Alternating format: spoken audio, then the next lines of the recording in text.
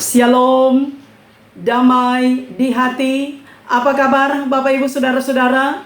Puji Tuhan, berjumpa lagi dengan saya, Pendeta Tirsata Iras, sebagai Ketua Badan Pekerja Majelis Jemaat Gemim Elroy Malalayang, yang akan membagikan kebenaran firman Tuhan dalam kitab Yohanes pasalnya yang ke-18, ayatnya yang ke-38b, hingga ayat pasalnya yang ke-19 ayat 16a dalam tema Raja yang tersalib.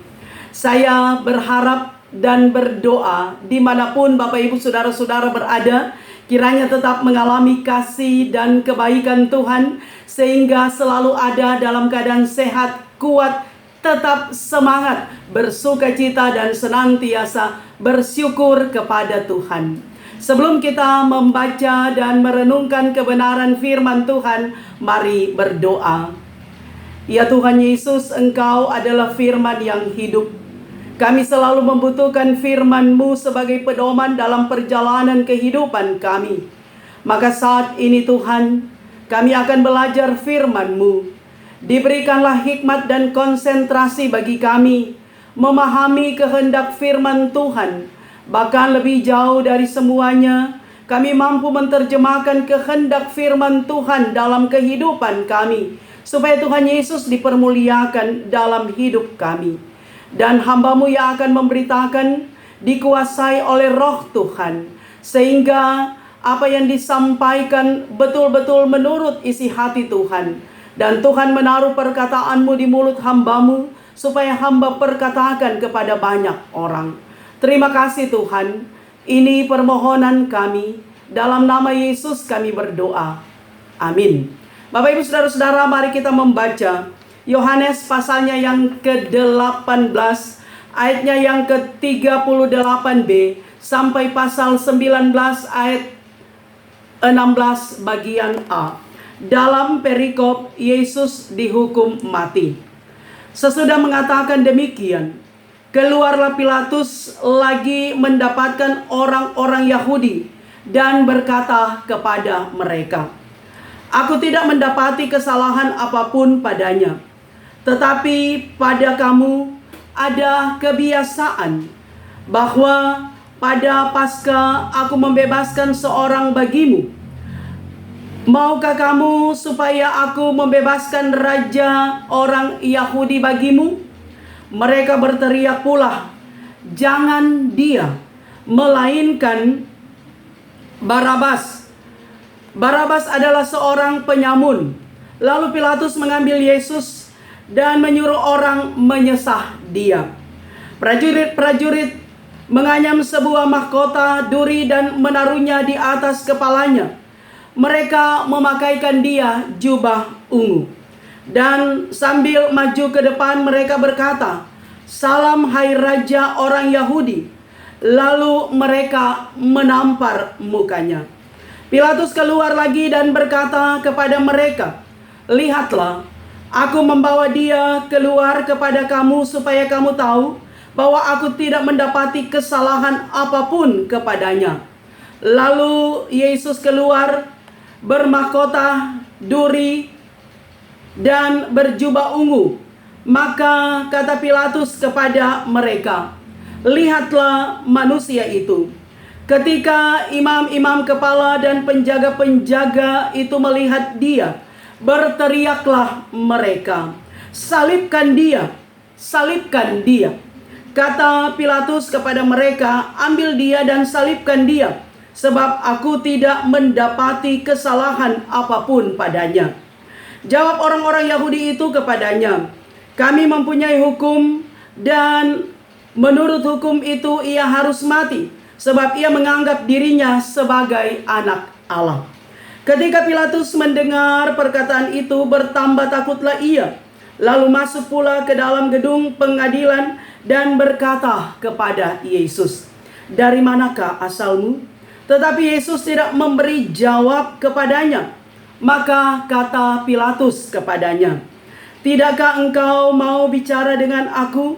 Tidakkah engkau tahu bahwa aku berkuasa untuk membebaskan engkau dan berkuasa juga untuk menyalibkan engkau?" Yesus menjawab, "Engkau tidak mempunyai kuasa apapun terhadap aku, jikalau kuasa itu tidak diberikan kepadamu dari atas. Sebab itu dia yang menyerahkan aku kepadamu lebih besar dosanya." Sejak itu Pilatus berusaha untuk membebaskan dia. Tetapi orang-orang Yahudi berteriak, "Jikalau engkau membebaskan dia, engkau bukanlah sahabat Kaisar." Setiap orang yang menganggap dirinya sebagai raja, ia melawan Kaisar. Ketika Pilatus mendengar perkataan itu, ia menyuruh membawa Yesus keluar dan ia duduk di kursi pengadilan di tempat yang bernama Lisostrotos, dalam bahasa Ibrani Gabata. Hari itu ialah hari persiapan Paskah. Kira-kira jam 12, kata Pilatus kepada orang-orang Yahudi itu, "Inilah rajamu." Maka berteriaklah mereka, "Enyahlah dia, enyahkan dia, salibkan dia," kata Pilatus kepada mereka. "Haruskah aku menyalibkan rajamu?" Jawab imam-imam kepala, "Kami tidak mempunyai raja selain daripada Kaisar." Akhirnya Pilatus menyerahkan Yesus kepada mereka untuk disalibkan. Demikianlah pembacaan firman Tuhan. Bapak, Ibu, saudara-saudara yang kekasih di dalam Tuhan, apa dan bagaimana reaksi saudara ketika saudara difitnah, dibuli, dan dianggap melakukan kesalahan, padahal sama sekali saudara tidak melakukan kesalahan seperti yang dituduhkan kepada saudara? Nah, saudara, dalam keterbatasan kita sebagai manusia yang penuh dengan kekurangan, maka yang pasti perasaan emosi, rasa amarah, marah, jengkel, kecewa, pasti itu ada. Sebab namanya manusia, saudara. Ketika kita tidak melakukan kesalahan, kemudian orang mengatakan bahwa kita yang bersalah, pasti perasaan yang saya katakan tadi, marah, jengkel, kecewa, emosi, itu akan bercampur aduk dalam diri kita.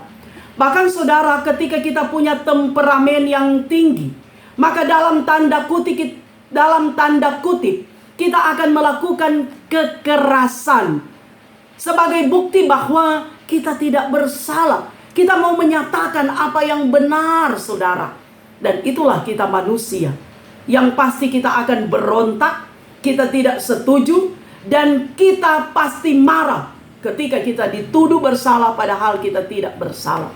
Nah, saudara yang kekasih di dalam Tuhan, Tuhan Yesus tidak demikian.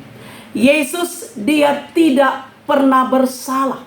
Yesus tidak pernah melakukan dosa, tetapi dia dituduh melakukan kesalahan. Bahkan saudara, Yesus yang tidak berdosa, tidak bersalah, dia rela menanggung kesalahan kita, adalah supaya kita manusia yang berdosa bisa diselamatkan. Kesalahan yang ditanggungkan kepada Yesus adalah kesalahan kita manusia yang berdosa. Tapi Yesus rela menanggung semuanya supaya kita selamat, memperoleh anugerah keselamatan, memperoleh anugerah kehidupan kekal di dalam dan melalui Tuhan Yesus Kristus. Nah, itulah saudara yang menjadi perenungan kita Minggu Sengsara yang kelima. Kita dituntun melalui kitab Yohanes pasal 18 ayat 38b sampai pasal 19 ayat 16a. Yang menjadi perenungan kita bahkan dengan tema Raja yang tersalib. Karena Yesus, dia adalah Raja di atas segala raja, tetapi dia rela disalibkan, menanggung segala dosa kita manusia. Nah, saudara, dari perikop ini kita melihat bahwa Yesus saat itu dia ada di hadapan Pilatus. Yesus dihadapkan kepada Pilatus, di mana Pilatus adalah gubernur atau wali negeri Yudea, bahkan juga Samaria.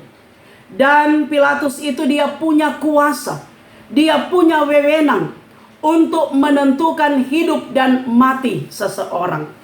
Nah, saudara, ketika Yesus dihadapkan kepada Pilatus, Pilatus dia sama sekali tidak mendapatkan kesalahan dalam diri Tuhan Yesus secara mendetail. Pilatus dia mencari kesalahan Yesus, tetapi sekecil pun tidak didapati apa yang menjadi kesalahan Tuhan Yesus. Bahkan kalau kita melihat pasal 18 ayatnya yang ke-38 bagian A dikatakan, kata Pilatus kepadanya, apakah kebenaran itu? Saudara, Pilatus dia tidak memahami kebenaran. Bahkan dia tidak tahu bahwa kebenaran yang sesungguhnya sementara berhadapan dengan dia, yaitu Yesus Kristus yang adalah sumber kebenaran. Karena itu Pilatus katakan dia tidak mendapatkan kesalahan, karena dia tahu Yesus adalah orang benar. Tetapi saudara, Pilatus dia lebih menuruti keinginan orang banyak. Dia takut kehilangan jabatan, kehilangan kekuasaan, kehilangan power atau kekuatan secara politik, secara manusiawi. Karena itu saudara, sesudah mengatakan, dia bertanya kepada Yesus, apakah kebenaran itu?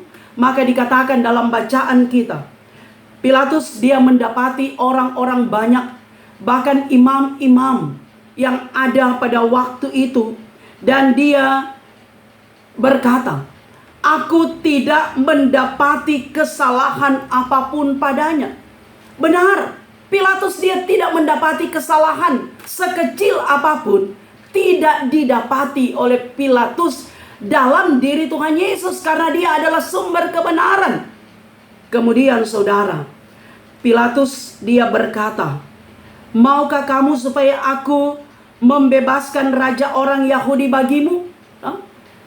Pilatus dia memberi tawaran kepada orang banyak, orang Yahudi, para imam, bahwa maukah mereka supaya Pilatus membebaskan Yesus.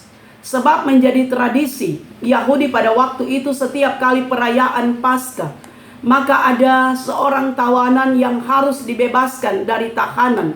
Sama juga saudara dengan negara kita Indonesia. Setiap hari raya, entahkah itu 17 Agustus, bahkan juga hari Natal, ada remisi, yaitu pengurangan masa tahanan bagi tahanan yang ada dalam penjara. Nah, itulah juga saudara yang kita saksikan, bahwa akan dibebaskan seseorang pada hari raya Paskah. Dan Pilatus memberi tawaran, apakah Yesus yang akan dibebaskan? Namun saudara, teriakan banyak orang, bukan Yesus orang Nazaret, bukan Yesus raja orang Yahudi yang harus dibebaskan, tapi yang dibebaskan adalah Barabas. Barabas adalah seorang penyamun, seorang penjahat kelas kakap. Tetapi mereka lebih memilih Barabas untuk dibebaskan daripada Yesus. Nah saudara yang kekasih di dalam Tuhan, mereka berteriak bahwa enyahkan Yesus, enyahkan Yesus, salibkan Yesus, salibkan Yesus. Kemudian saudara, Pilatus mengambil Yesus dan menyuruh orang banyak itu supaya menyesah Yesus. Padahal saudara, dalam diri Pilatus, hati nuraninya berkata bahwa Yesus adalah orang benar. Yesus tidak melakukan kesalahan. Bahkan kalau kita melihat dalam kitab Injil Matius dikatakan, istri Pilatus sendiri, dia mengirim surat kepada Pilatus agar supaya dia tidak mencampuri urusan Yesus, sebab dia telah bermimpi bahwa memang Yesus itu tidak bersalah. Namun saudara, karena Pilatus dia lebih mencintai jabatan, kedudukan, kekuasaan, maka hati nuraninya itu dikalahkan dengan keinginan-keinginan duniawi. Bahkan Pilatus tahu sendiri, dalam kitab Matius dituliskan, karena dengki, maka para imam, para ahli Taurat, orang-orang Yahudi, mereka menginginkan supaya Tuhan Yesus disalibkan. Dan mereka lebih mengutamakan Kaisar sebagai Tuhan, sebagai pemimpin mereka. Nah saudara yang kekasih, narasi ini menceritakan bahwa Yesus dia dipakaikan dengan mahkota duri, kemudian dipakaikan jubah ungu saudara. Padahal jubah itu dipakaikan kepada raja-raja sebagai tanda kehormatan dan kemuliaan. Tetapi Yesus ketika dipakaikan dengan jubah ungu itu adalah tanda kehinaan. Bahwa Yesus dia akan menjalani masa-masa sengsara, masa-masa penderitaan. Bahkan kita lihat di sini saudara, ayatnya yang ketiga, mereka berkata, "Salam hai Raja orang Yahudi." Lalu mereka menampar mukanya. Saudara, menampar mukanya. Mereka memukul Yesus. Tetapi saudara, apa reaksi Yesus? Yesus dia tenang. Yesus dia diam. Dia tidak membalas kejahatan dengan kejahatan. Yesus tidak membalas amarah dengan amarah, aroganisme dengan aroganisme. Tetapi Yesus tetap sabar. Yesus tetap tenang. Yesus dia tetap melakoni skenario Bapa di sorga. Dia harus menderita. Dia harus disalibkan. Dia harus mati. Dan dia harus bangkit. Supaya bisa mengalahkan kuasa dosa, kuasa maut yang membelenggu kehidupan kita manusia. Bahkan saudara, dari narasi ini kita melihat juga bahwa Pilatus dia masih tetap bernegosiasi dengan Tuhan Yesus. Dia mengatakan bahwa, "Tidakkah engkau mau bicara dengan aku? Tidakkah engkau tahu bahwa aku berkuasa untuk menyalibkan engkau, bahkan berkuasa untuk membebaskan engkau?" Tetapi apa jawab Yesus? "Engkau tidak mempunyai kuasa apapun terhadap aku, jikalau kuasa itu tidak diberikan kepadamu dari atas." Pilatus, dia tidak punya kuasa apapun. Sebab Yesus tahu apa yang akan terjadi. Yesus tahu apa yang akan dia alami. Jalan sengsara untuk membebaskan manusia dari dosa. Tapi kita melihat di sini saudara, bahwa karakter dari Pilatus itu merupakan suatu karakter yang mau menyatakan bahwa dia takut terhadap orang banyak. Dia takut meninggalkan jabatannya. Dia takut dilengser dari posisinya. Sehingga dia lebih mempertahankan apa yang menjadi miliknya. Segala apa yang menjadi keinginan duniawi.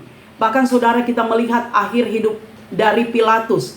Bahwa akhirnya juga ada satu legenda mengatakan, bumi dan laut tidak menerima dia. Sehingga dia mati di dalam kolam. Bahkan juga dikatakan dia gantung diri. Artinya kematian Pilatus adalah kematian yang sia-sia. Seperti juga yang dialami oleh Yudas Iskariot.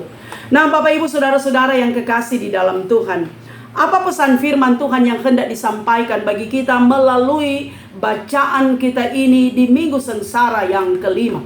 Saudara, secara naratif, ketika kita mau mendekati Alkitab, menafsir secara cerita narasi, maka kita mendapati bahwa ada tokoh-tokoh atau pemeran-pemeran dalam narasi atau cerita yang kita baca bersama tadi. Bahwa di dalamnya ada Pilatus, di dalamnya ada imam-imam dan orang Yahudi, di dalamnya ada Yesus Kristus sendiri. Nah saudara, biasanya sebuah cerita, sebuah drama, sebuah sinetron, sebuah film, selalu ada antagonis dan protagonis. Nah, antagonis adalah pemeran lawan atau penjahat. Sementara protagonis itu adalah Barol, pemeran utama. Nah saudara, biasanya Barol dia penuh dengan tantangan. Dia harus menderita, tapi pada akhirnya Barol itu, pemeran utama, dia pasti menang. Nah itulah saudara yang kita saksikan dalam bacaan kita. Nah pemeran antagonis di sini adalah Pilatus dan para imam orang-orang Yahudi yang berteriak menyalibkan Yesus. Bahkan juga Pilatus dia cuci tangan. Dia tidak bertanggung jawab terhadap Yesus, menyuruh untuk menyesal Yesus. Padahal dia tahu Yesus adalah orang benar. Tidak ada kesalahan apapun dalam diri Yesus. Tapi itulah saudara, karena ketakutan, karena keraguan, karena ambisi untuk mempertahankan jabatan, kekuasaan, posisi sebagai wali negeri, sebagai gubernur yang punya power pada waktu itu, maka Pilatus dia cuci tangan, tidak bertanggung jawab, dan dia menyerahkan Yesus yang adalah orang benar kepada para imam dan orang Yahudi yang begitu kuat dan keras berteriak, salibkan dia, enyahkan dia. Dan mereka lebih memilih Barabas.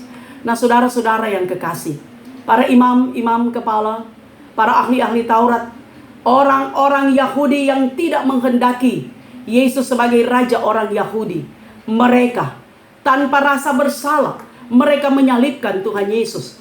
Mereka menampar pipi Yesus, mereka meludahi Yesus, mereka mencambuk Yesus, mereka membiarkan Yesus dia menderita, tersiksa saudara, memanggul salib sampai di bukit Golgota. Itulah yang dilakukan oleh orang-orang Yahudi tanpa belas kasihan terhadap Yesus yang tidak bersalah sama sekali. Dan Yesus sendiri saudara, dia begitu sabar, dia begitu tenang. Yesus taat sampai mati. Yesus tidak membalas kejahatan dengan kejahatan, tapi apa yang dilakukan oleh Tuhan Yesus mau menyatakan tentang keilahiannya sebagai Allah. Allah yang peduli dengan manusia, Allah yang mengasihi manusia, Allah yang memang betul-betul mengosongkan dirinya menjadi hamba. Padahal dia adalah raja, raja di atas segala raja, tapi dia rela disalibkan supaya kita manusia berdosa memperoleh keselamatan. Nah saudara-saudara yang kekasih di dalam Tuhan, barangkali kita yang menjadi percaya kepada Yesus Kristus sekarang ini dengan perasaan benci terhadap Pilatus, benci terhadap aroganisme dari orang Yahudi dan para imam-imam, karena mereka telah melakukan kejahatan terhadap Yesus. Mereka rela menyalibkan Yesus. Dengan perasaan seperti itu kita alami. Namun saudara, jujur kita mengatakan bahwa seringkali kita juga menjadi seperti Pilatus masa kini. Kita menjadi seperti orang-orang Yahudi. Kita berteriak salibkan Yesus di konteks sekarang ini. Artinya kita mengingkari panggilan kita sebagai orang beriman. Kita tidak setia kepada Tuhan Yesus demi jabatan, demi kekuasaan, demi posisi. Kita menyalibkan Yesus. Kita mengorbankan orang lain. Bahkan saudara, kadangkala kita meninggalkan iman kita demi pacar, demi cuan, demi uang. Kita mengkhianati Tuhan Yesus. Memang saudara, kita tidak melakukan seperti yang dilakukan oleh orang-orang Yahudi, bahkan Pilatus di masa itu. Tetapi dengan gaya masa kini saudara, justru kita yang lebih arogan, kita yang mengejar ambisi hidup duniawi, justru kita yang menyakiti Tuhan Yesus. Padahal kita mengaku percaya. Tapi itulah saudara, keinginan duniawi lebih kuat. Bahkan hati nurani kita sering kali tertutup. Hati nurani kita sering kali dikorbankan demi apa yang menjadi kepentingan duniawi, demi apa yang memberi kepuasan di masa sekarang ini saudara. Bahkan sering kali juga kita tidak melakoni apa yang sudah dilakonkan oleh Tuhan Yesus.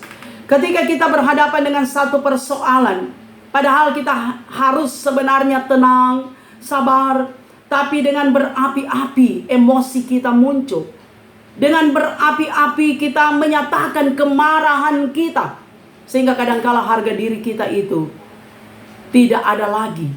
Karena kita mengejar ambisi, karena emosi, karena amarah, bahkan karena hal-hal yang seringkali menjerumuskan kita pada dosa, pada kesalahan, dan kita tidak menyadari semuanya itu.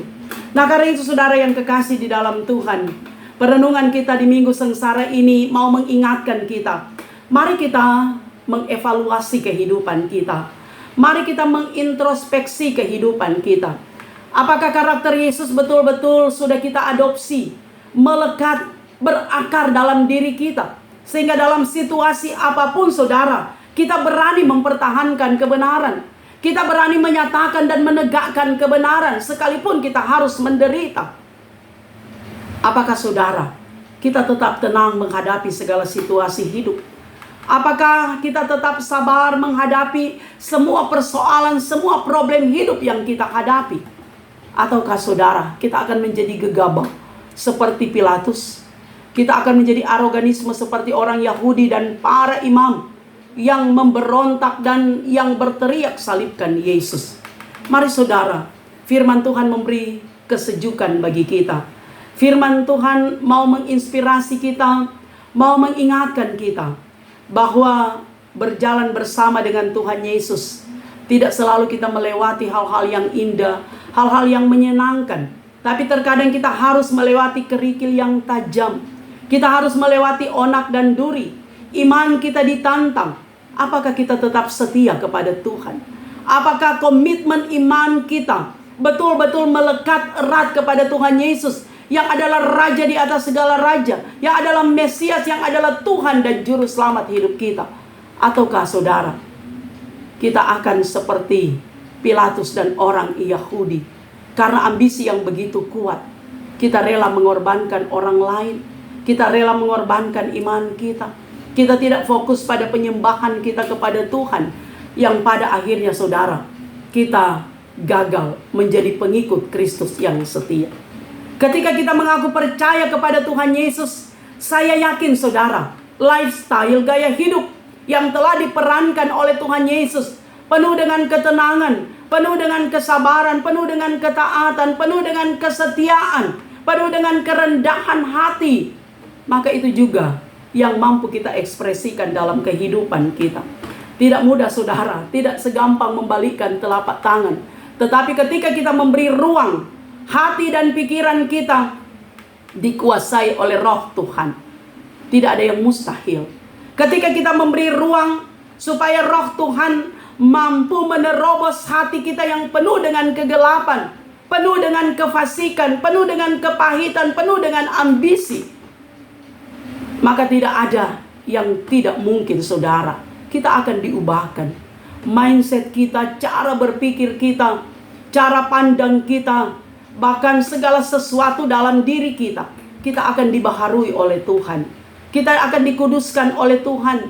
Kita akan dimampukan oleh Tuhan untuk mampu menerjemahkan hal-hal yang baik, hal-hal yang berkenan kepada Tuhan, sehingga hati nurani kita akan selalu berbicara untuk kita berpihak pada kebenaran, menegakkan kebenaran, melakukan kebenaran. Sekalipun memang sulit, tapi kita mampu mengambil keputusan. Kita diberi hikmat oleh Tuhan, mampu bertindak, mampu untuk melakukan sesuatu, mampu untuk membedakan mana yang baik, benar, yang pantas dilakukan, dan mana yang tidak pantas. Karena itu saudara, ketika kita selalu berserah kepada Tuhan, memberi ruang hati dan pikiran, bahkan seantero hidup kita dikuasai oleh Roh Tuhan, maka sekalipun berat tantangan hidup kita, sekalipun berat pergumulan kita, jalan yang harus kita lalui, kadangkala kita harus turun ke jurang, ke lembah kekelaman, tapi yakin Tuhan tidak pernah membiarkan kita. Malaikat sorga akan berkemah di sekeliling kita, memagari, melindungi, membentengi kita. Kita akan berjalan di jalan yang benar, dan kita akan keluar sebagai pemenang. Sebab pemenang itu adalah orang yang tetap memberi kesejukan sekalipun dalam situasi yang sulit, situasi yang pahit. Seorang pemenang itu dia tetap tenang sekalipun dia dikelilingi oleh musuh-musuh yang banyak. Dan seorang pemenang, dia akan tetap tegak berdiri, berjalan maju, lakukan apa yang benar, apa yang menjadi kehendak Tuhan, sehingga Tuhan Yesus dipermuliakan dalam hidup orang pemenang. Itulah hidup orang yang percaya, kita semua yang meyakini, mengimani, dan tetap setia kepada Tuhan. Tuhan memberkati. Mari kita berdoa. Terpujilah Engkau Tuhan atas firman yang Engkau sudah sampaikan bagi kami. Kiranya firman ini menjangkau banyak orang melalui media sosial YouTube. Kiranya banyak orang yang bisa mendengarkan, menyaksikan kebenaran firman Tuhan, sehingga banyak yang percaya dan selalu meyakini Tuhan adalah Juru Selamat, Mesias dalam kehidupan kami sebagai Raja di atas segala raja. Karena itu berkati pemberitaan firman, mereka yang mendengarkan dimanapun berada, diberkati. Mereka yang sakit disembuhkan, mereka yang lemah dikuatkan. Dalam problem hidup apapun, Tuhan tetap setia ada bersama dengan kami. Terpujilah Engkau Tuhan, ini doa kami dalam nama Yesus kami berdoa. Amin. Demikianlah firman Tuhan. Saya Pendeta Tirsa Tairas terus berharap kiranya Bapak Ibu Saudara-saudara akan mendukung YouTube channel Tirsa Tairas dengan cara nonton video, dengarkan kebenaran firman Tuhan, tekan tulisan subscribe. berikanlah jempol, like, berikan komentar yang membangun, dan jika berkenan, bagikanlah video ini di media sosial yang Bapak Ibu Saudara miliki, dan bunyikan lonceng agar supaya ada notifikasi dari setiap update video saya. Tuhan Yesus memberkati. Amin.